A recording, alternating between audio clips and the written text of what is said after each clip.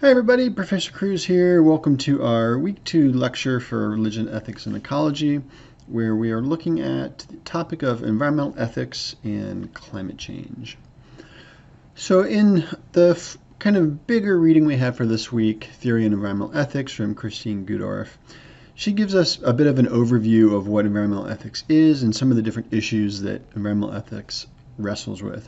But before I jump into that, I want to talk a little bit about what is ecology, since it's a concept that has a lot of different meanings, and understanding a little bit more about those will be helpful for us, and we didn't really have a reading that did a good job of doing that.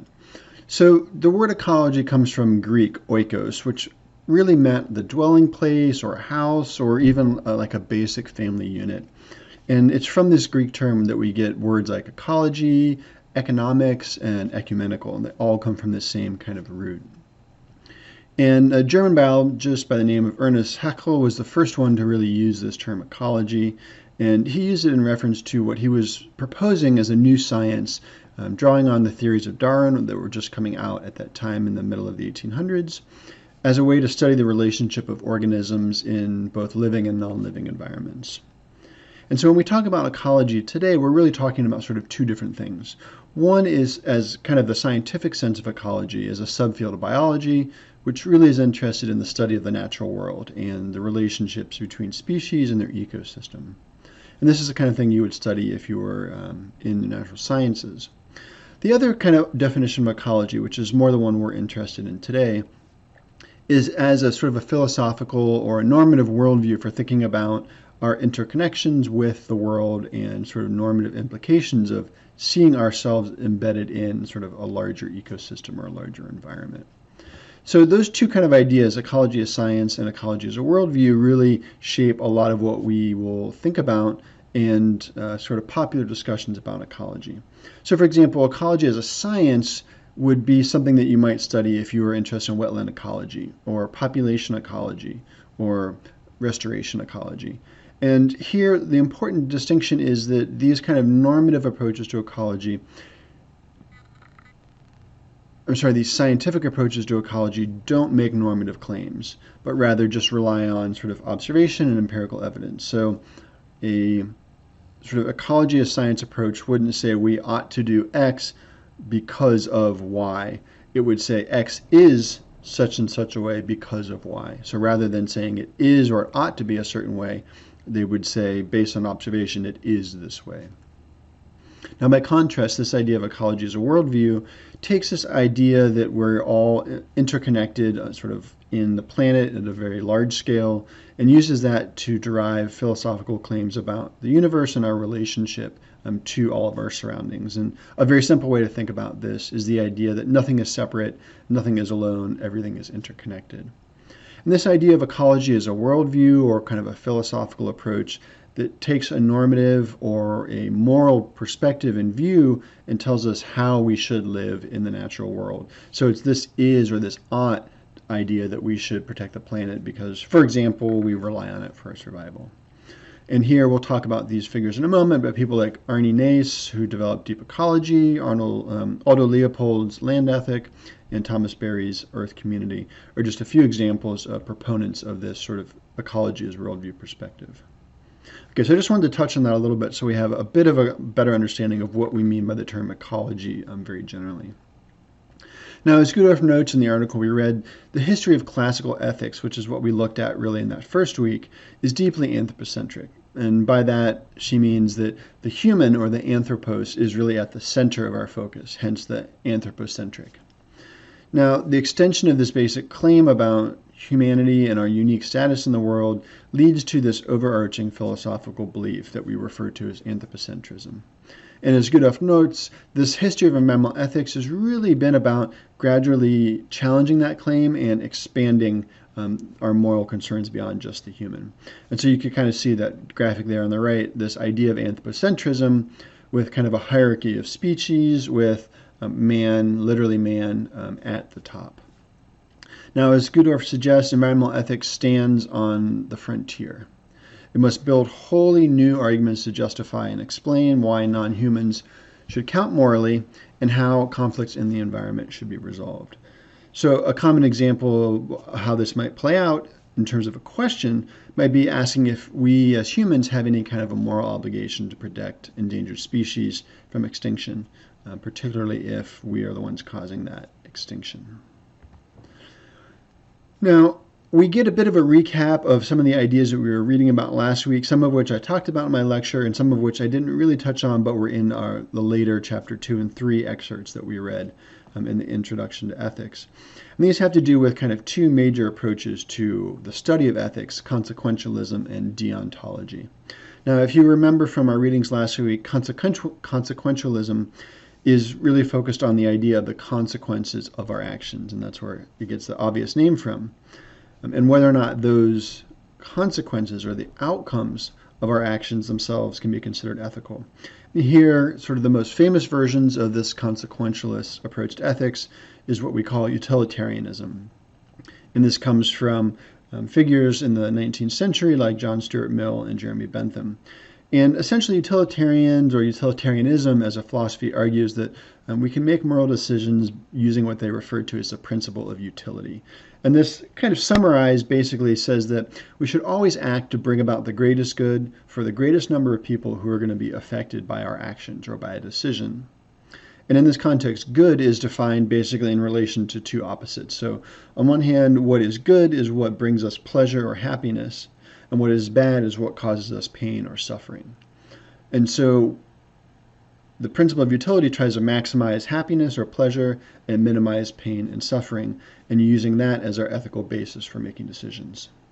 Now, in contrast to this kind of first major approach, deontology, the second one, is really concerned about the idea of our duty to act ethically. And this was an approach that we read a little bit about last week associated with the 18th century philosopher Immanuel Kant. Now, if you recall from that earlier reading, Kant argued for basically a universal basis for ethical action, which he thought we could discover through reason. So this gets to this point our author talked about last week between kind of a little r reason and a capital R reason. And the idea that capital R reason is something that should be accessible to everyone because we are rational, autonomous individuals. And by thinking through, we should be able to arrive at that kind of common agreed understanding. And for Kant, that kind of shared universalness is what led to ethical statements being able to draw on what he called the categorical imperative. And this is kind of the boiling down of his ethical theory. And this basically that persons should never be treated merely as objects, as means only, but always as rational subjects, so as ends in themselves. And as Gudorf notes in her piece, Kant's view assumes that we are all rational, autonomous individuals able to understand these ethical obligations through these powers of reason. And that focus on reason becomes really important for a couple reasons. Now, as Gudorf notes, one of the challenges to both utilitarianism and Kantian ethics from an environmental perspective is that they assume that you have to be a rational, autonomous individual in order to have basically ethics or moral standing. And so because of that, we've essentially removed moral consideration or ethical duties from everyone that's not a rational human, which is essentially excluding 99% of the world. And so this is where we see really a parting of ways between kind of classical ethics and moral theory and more contemporary environmental ethics. And so we could reframe that sort of earlier graphic we saw in this way that you can see here, where that traditional kind of classical ethics with the human at the center, the anthropocentric focus on the left there, being considered wrong from an environmental ethics perspective, and then being kind of rethought in this more circular way where there is no hierarchy of who's at the top and who's at the bottom, but rather we're all kind of in this interconnected story. And this sort of split really becomes important both when we think about the consequentialist and the deontological perspectives, because essentially what you get is a claim that the environment or nature or animals might have some ethical merit or worth or value, but only indirectly if they benefit us as humans. So for example, we don't want to pollute the ocean because then that water will harm our ability to have lots of fish to eat for our meals. And so the fish themselves and the ocean themselves aren't intrinsically or inherently valuable. They're only valuable because they provide food to us. So that would be a way that this kind of logic plays out. And that kind of logic both can get some support from an environmental ethic, but also gets challenged because of the centering of humans in that story. Now, we've seen kind of a slow evolution of ethical theories over time, and this is often referred to in literature as extensionism. So we're extending the concept of rights to more and more people or more and more groups. And one way that kind of early philosophers tried to do this, particularly animal rights philosophers like Peter Singer and Tom Regan, was to basically develop what we call today a biocentric ethics. So they were still using a utilitarian framework. How do we maximize pleasure and minimize, pain and suffering? But they argued if animals can feel pain and suffer, then we have a moral obligation to them just like we do other rational humans. And so rationality, they argued, wasn't a sufficient basis to exclude, other than humans and other species from moral consideration. And that very act of excluding other species was what they referred to as speciesism. And in fact, they suggested that because we're all sort of able to experience pain and pleasure and suffering, we should promote a kind of ethics of egalitarianism, where we're trying to promote happiness for everyone in our decision-making, not just humans. So Gudorf summarizes this biocentric ethical approach as follows. Any being that has a complex emotional and perceptual life, including pain and pleasure preferences, and the ability to pursue actions and goals with a significant degree of individual independence should be included as the objects of our duties. And this is something that Tom Regan referred to as subjects of a life. In other words, he called it inherent value, we would call it intrinsic value. No being with all inherent value should be treated as a means to some end. So again, this is a reference back to Kant and the Kantian ideas. Or as a resource or object to be exploited for the benefit of others. Subjects of a life have rights that should be respected by free and rational agents who are morally responsible for their actions. Now, as Gudorf notes, one of the challenges with this kind of limited biocentric approach is that it still doesn't help us make ethical decisions between species when conflicts occur. So it's one thing to say that all species should have moral value because we can experience pleasure and pain, but that doesn't tell us what happens when two species' rights or values come into conflict. Who do we choose and who do we prioritize? And so we need some other way to make moral considerations and decisions about these competing ethical frameworks. And this is where someone like Paul Taylor steps in and tries to add and kind of complicate this original biocentric perspective by suggesting, well, maybe our ethical obligation isn't to individual animals, such as whales and monkeys, dogs and cats, the kind of charismatic megafauna, but to all species, regardless of whether they're sentient or not. Okay? Because for Singer and Regan, sentience was an important part of their argument about why they have moral value. So Taylor called this, or referred to this, as the teleological center of life. The idea of telos being kind of the center or the purpose or the goal of something in its original Greek and Latin meanings. And Taylor argues that unlike Regan's notion of a subject of a life, all species have a goal or a telos that drives their existence. And so moral consideration should look at that telos as their guiding criteria. Now, Gudorf suggests that this is important for two reasons in terms of an advantage it gives us over a more limited biocentrism of the kind that Regan was proposing. The first one is that we can easily observe species and see where they are having pleasure and benefiting and where they are suffering and being harmed. We don't have to kind of guess about the interior mental state or rationality of animals. We can just simply observe what's happening. So, if we were to go in and bulldoze over a forest, obviously all the plants and animals and species that required that forest to survive are now being harmed. So we don't have to guess whether or not they think it's an unjust act. And then secondly, this goes to the question of rationality. Species don't have to be aware or sentient of their purpose to have value. Just the fact that they are existing and going about their sort of daily lives is itself their purpose, and therefore they have worth because of that. So Gudorf argues they have what philosophers call a good of their own. Such a good is equivalent to being worthy or valuable. Hence, teleological centers of a life are valuable objectively, that is, apart from our assessment or judgment regarding them. Again, they need not be conscious to contain this inherent worth. So this tries to get around both the focus on individual rational agents and the idea that there has to be some kind of knowledge of the interior state to express, opinions or values. But even here, as Gudolf notes in the article, we still run into some problems from an environmental ethics perspective.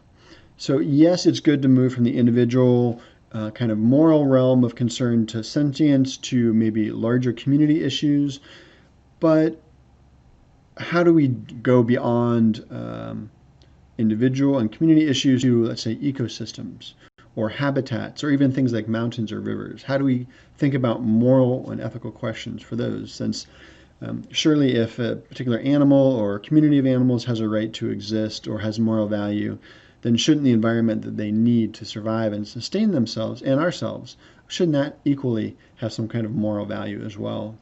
And neither biocentrism nor these other theories allow us to kind of get there. And this is where ecocentrism comes in. So as Gudolf notes, establishing such a philosophical foundation of sort of environmental ethics is a noble aspiration to be sure, but it's nonetheless an imposing task, particularly because an ecocentric ethic pushes us a little bit further along that road of expanding our moral concern. So arguing for the moral standing of such communities requires a theoretical threshold leap of some distance, she argues. Now, two of the most famous proponents that we read about for ecocentric ethics are Aldo Leopold and Arne Naess, who both argued for expanding these moral considerations to the broader environment as a whole. Leopold made these arguments in 1949 in his book, A Stan County Almanac, and particularly in the section, one of his essays called The Land Ethic, where he spelled out this ecocentric philosophy. And just a brief excerpt here from that essay, Leopold argues, the land ethic simply enlarges the boundaries of the community to include soils, waters, plants, and animals, or collectively the land. In short, a land ethic changes the role of Homo sapiens from conqueror of the land community to plain member and citizen of it. It implies respect for his fellow members and also respect for the community as such. And then this last part is really kind of often summarized or kind of held up as the heart of the land ethic. And that is, a thing is right when it tends to preserve the integrity, stability, and beauty of the biotic community. It is wrong when it tends otherwise. So that's really kind of the heart of what Leopold understood or argued for in terms of this land ethic. So you can see from that diagram there about what is the land ethic. Part of what Leopold was arguing is, if you think about the relationship between people or the me and the you in these circles, we have religious traditions and other things that allow us to figure out those moral relationships. And we also have frameworks between individuals and society, things like the golden rule and democratic processes that give us some framework. But what we don't have, he argued, is a relationship between us and the land and society and the land. And that's where this land ethic becomes really central for him and his perspective. So while Leopold was developing these ideas in the 50s, if we go over across the Atlantic to Europe, we have Arne Naess, who is developing his philosophy of deep ecology in Norway and sort of the Scandinavian context of environmentalism. And he took these ecocentric insights and expanded them to essentially the entire planet. So deep ecology, in contrast to mainstream environmentalism, and that contrast comes precisely because deep ecology is seen as getting more to the root of ecological problems versus shallow ecology, which is what mainstream environmentalism, as Gudolf notes, is often understood as. So establishment environmentalism is shallow ecology. And it's shallow because it works within the system. So it doesn't ask whether the system itself is a problem, but assumes that all the ecological problems can be solved within kind of mainstream economic and political frameworks as they currently exist. But from a deep ecology perspective, the ethical approaches to environmental questions needs to account for sort of the entirety of nature and all of these interconnected systems.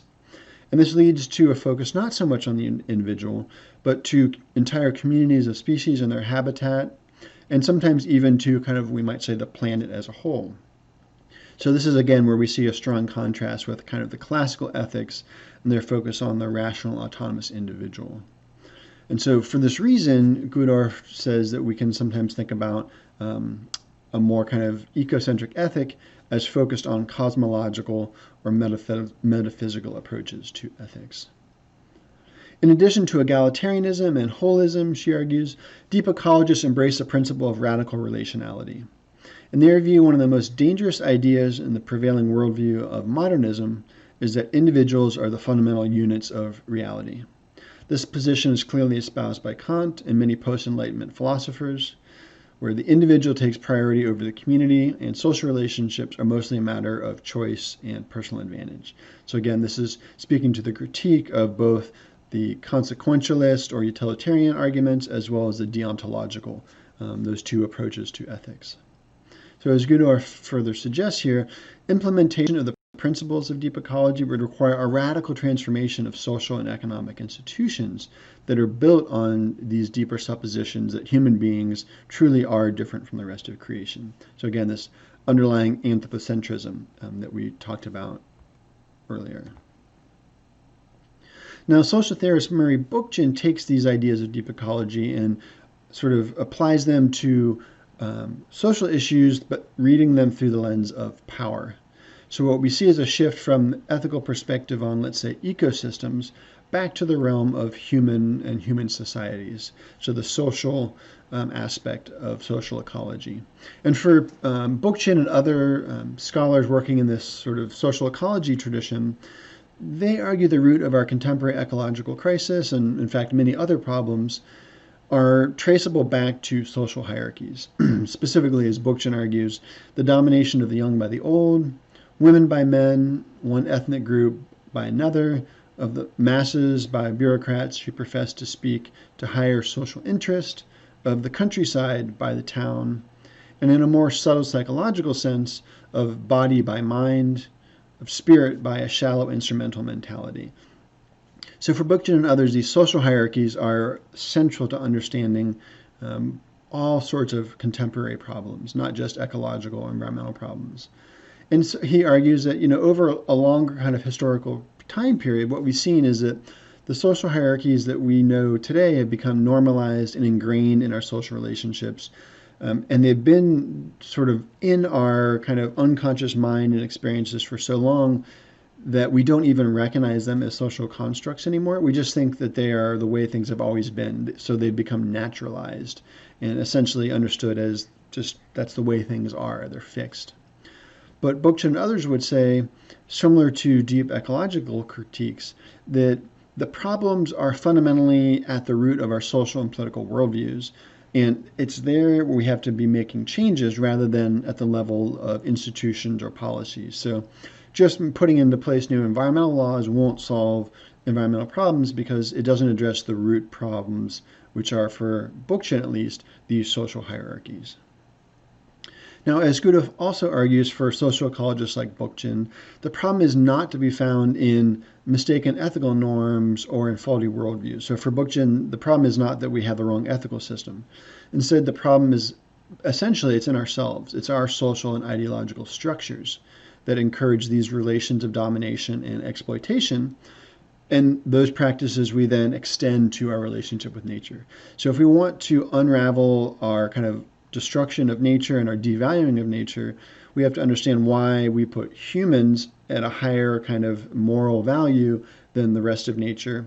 And to explain that, he says we have to understand the way that hierarchies structure our social thinking. Now, ecofeminists take that idea a step further and they say, well, yes, Bookchin and the kind of social ecology is right, but it misses one important point, which is that there's kind of a meta-social hierarchy that grounds and structures and informs all of these other hierarchies. And that deeper universal hierarchy is patriarchy, this kind of long-standing and traditional domination of women by men. So as Goodorf points out, ecofeminists take that sort of additional step compared to social ecology by arguing that patriarchy, this elevated and entitled status of male authority, is the primary form of social oppression. And if we can eliminate it, that would go a long way to eliminating other forms of oppression. And you can imagine sort of a whole tree of oppression spilling out from that kind of core hierarchy from an ecofeminist perspective. Now, early ecofeminists were extremely critical of some of these ideas that men and women have some kind of a natural or innate nature that helps explain and justify these hierarchies. And in fact, these very ideas that we have kind of an essential gendered nature go back to Enlightenment thinking and mythologies that philosophers like Rene Descartes famously popularized in their arguments about a kind of a mind-body duality or a mind-body dualism. So as Gudorf notes, according to this myth, this kind of mind-body dualism, men are more rational than women. They transcend the demands of their bodily nature to control its instinctive and emotional drives. Women are closer to nature with respect to their identification with the body. Hence, dominance of women, and also children and animals, is not to be distinguished from the dominance of nature. And so that kind of dominating myth, ecofeminists argue, has structured most of human history, or at least patriarchal societies. They would argue that maybe there are some counterexamples in matriarchal societies where this same rationality hasn't always been true. Now, it's important to note there have been some disagreements in the last maybe, let's say, 30 years or so within ecofeminist circles about this kind of essentialized gender nature. Are men a certain way? Are men X and women are Y? Or are even those kind of natures fluid? There's a lot of debate because some ecofeminists actually want to celebrate the idea that there is some kind of innate, divine, feminine, maternal instinct that allows women to be better stewards for the land and makes them more concerned and more compassionate and more empathetic compared to men. But still wanting to reject the kind of gendered hierarchies that go with these kind of earlier patriarchal myths. And some other ecofeminists say, no, even that is problematic because it still assumes that there is some kind of naturalized inherent gender differences, and they argue even those themselves are socially constructed. And these are debates that continue today within ecofeminist circles. Now, drawing on these different debates and ecocentric ideas, we get to what Gudorf refers to as eco-justice or environmental justice ethics. And these really first beginning kind of emerging in a more concrete form in the 1980s, mostly in response to environmental racism, particularly in the US South and Southwest, where we had a long history of polluting industries being put up in predominantly communities of color. And we saw these come out of a number of different political struggles in the Carolinas, in Texas, and other areas. And by the early 1990s, this kind of became the beginning of the kind of environmental racism movement and environmental injustice, which we think about today as environmental justice as kind of a broader global movement, which draws on both these biocentric and ecocentric environmental ethics, some bits of deep ecology, social ecology, and ecofeminism. So I would say in a lot of ways we could think about environmental justice as kind of the political companion or kind of a political expression of these evolving environmental ethics debates. And we'll see, for example, in our readings this week that they play an important role in thinking about climate justice debates. Things like, do we owe certain obligations to climate refugees, to future generations, these kind of questions, many of them coming out of environmental justice concerns and critiques about inequalities within and across societies and social groups. Now, another approach to environmental ethics that Gudorf talks about are developed by scholars like Brian Norton, where the focus is not so much on developing an explicit environmental ethic, but rather figuring out how do we practically apply various environmental ethics to kind of concrete problems. And this is why we sometimes refer to it as a pragmatic environmental ethics.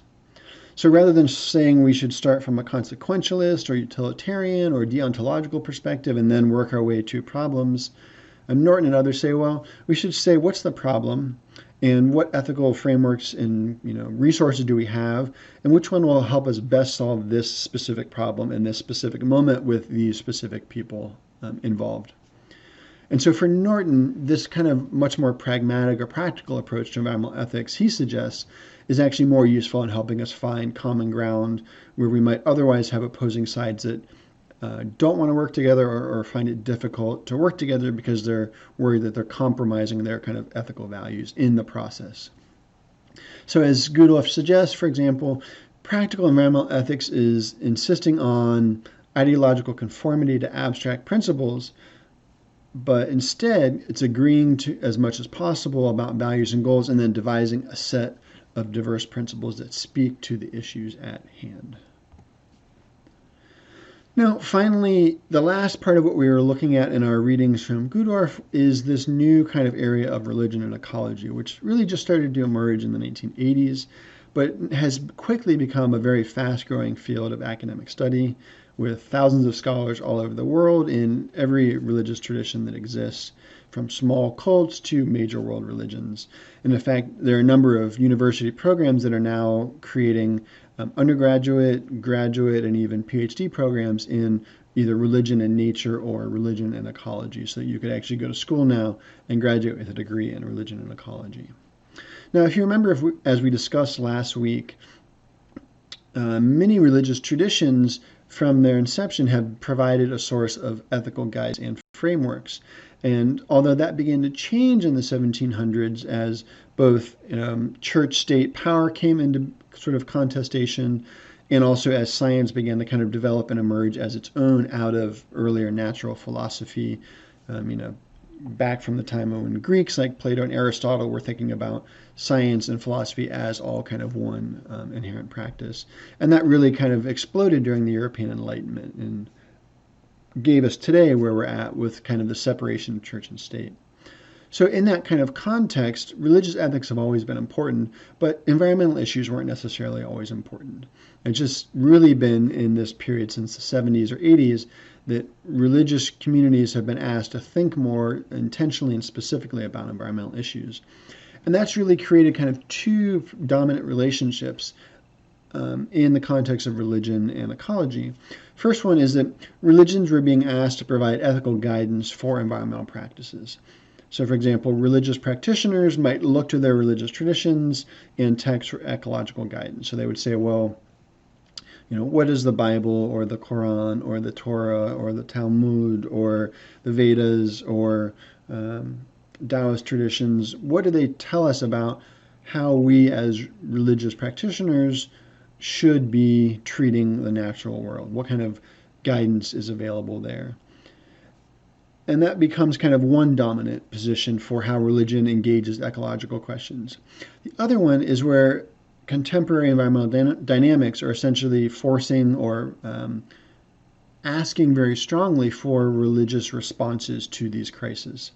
So essentially, religions are being forced to explain how their tradition or how their beliefs can help us deal with and orient ourselves to contemporary ecological crisis. So rather than saying, what does the religious text tell us about environmental problems, they would say, how can we rethink our religious traditions to help make sense of contemporary environmental problems, even if when those religious traditions are created, these kind of questions weren't in the text, they weren't being thought about by the founders. Jesus didn't tell us, go out and hug a tree, but can we perhaps take some ethical and environmental insights from those texts?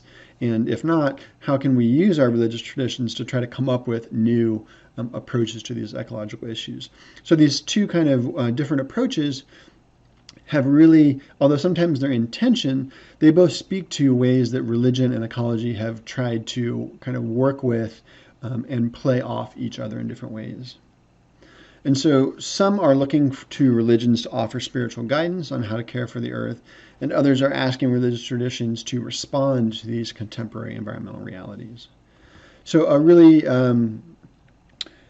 probably the most dominant way we see this emerge, particularly within the Abrahamic tradition, so Judaism, Christianity, and Islam, is through the language of either stewardship or care for creation. And this is the language both that kind of fits best with existing religious traditions in sort of Abrahamic practice, but it's also one that doesn't really challenge any of the core tenets of religious traditions. So you don't have to rethink Christianity to say that we have a stewardship obligation to the earth. Now, a really good, powerful example of this, which we will read a little bit about this week, is the Laudato Si environmental encyclical with a subline on care for a common home. It was issued in the spring of 2015 by Pope Francis right before one of the big UN climate summits. And we've seen similar statements to this one released by pretty much every religious tradition, every denomination at some point since the 1990s. And these have come from mainline, from conservative, from evangelical, from very liberal, across the political spectrum of religious traditions. Pretty much every religious organization and group now has some kind of a statement on environmental ethics and climate in some form or another. And this kind of is a sign of this deeper way that religion is being pressed to try to engage with contemporary environmental issues. Now, one of the important points for kind of our thinking that Gudolf highlights is that she argues religious ethics doesn't run into the same problems of ethical justification or deciding about moral worth that consequentialist and deontological ethics do. And that's precisely because the kind of source of power, let's say, of these different traditions. So just to take kind of a common example that many of you may be familiar with, in Christian context, we could say all of creation is sacred and has instrumental or intrinsic or inherent value because God created it. So we don't have to rely on debates about reason or intrinsic versus instrumental value or moral worth or sentience.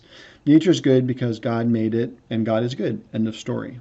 And that provides our basis for an ethical position. So that's one of the important kind of advantages, at least many people argue, that environmental ethics can gain from religious traditions, is it gives us a stronger grounding than just kind of this idea of relying on rational autonomy or rational individuals or sentience. It gives us something much deeper to ground and justify our ethics in. Now, Gudolf also briefly mentions that we've seen alongside the kind of world traditions and other major religious traditions, kind of a resurgence of indigenous religious traditions and cosmologies, particularly in relation to kind of caring for the earth. And there's a few reasons for that, but she argues one of the main ones is that there's a perception, I think mostly warranted, although there's some gray areas we need to be careful about, that indigenous traditions, indigenous communities have tended, in the most part, to be more ecologically attuned and more aware of their relationship with their surroundings, in part because smaller indigenous communities that rely on the land for their livelihoods have had to be more careful how they use plants and animals so that they can continue to have them into the future, but also because of relationships and understandings of kincentric ecology. So the idea that maybe plants and animals are actually somehow related to us as ancestors in these larger creation stories. There's a whole kind of more complicated story there, but if we boil it down, the claim is that indigenous communities are often more concerned and connected in their understanding of the world with caring for and stewarding the environment, kind of broadly speaking. And so we can learn a lot by looking at those expressions because the ethical obligations and actions are sort of embedded in everyday indigenous relationships. So that's another way that Gudolf talks about that we're seeing kind of religion and ethics playing out in contemporary political debates today. So those are just kind of a few of the frameworks to think about these questions of morality and ethics and value and different approaches to engaging with questions of ecology and the environment that we're thinking about this week.